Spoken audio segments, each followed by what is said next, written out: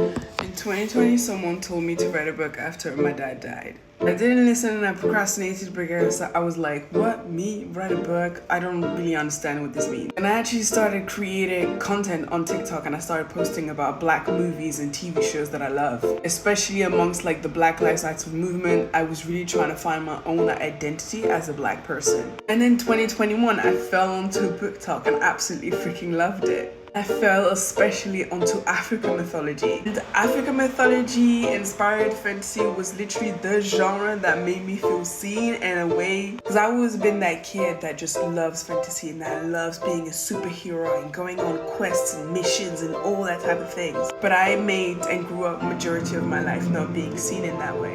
By then it's like 2-3 years and I completely forgot about that book. But then I had the literary agent, a major one, actually reach out to me and be like, hey, I feel like I really want you to like write a book and stuff like that. So I was like, oh, what about like a non-fiction book? Because that was an idea that an old manager told me. And she was like, actually, no, from you, I want to see fiction.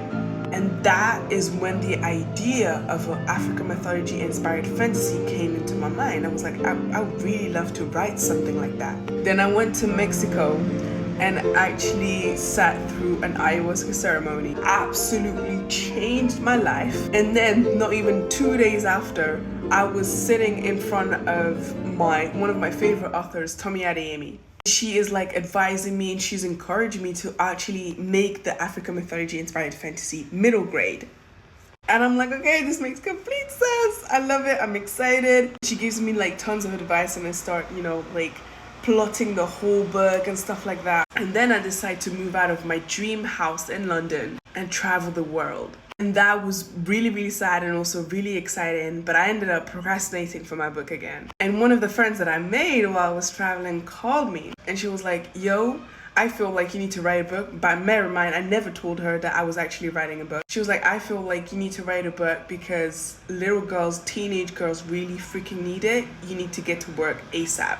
And then, well, I finished the whole outline of the book. I'm now onto my first draft and almost finished with that first draft. And I honestly wrote this book for my 12-year-old self who was dimming her light, who thought she was too much, who was powerless because people were saying things about me and I started to believe them. And I know that so many of us feel this way. If this resonates, this book is for you. You can get it on my profile. Love you.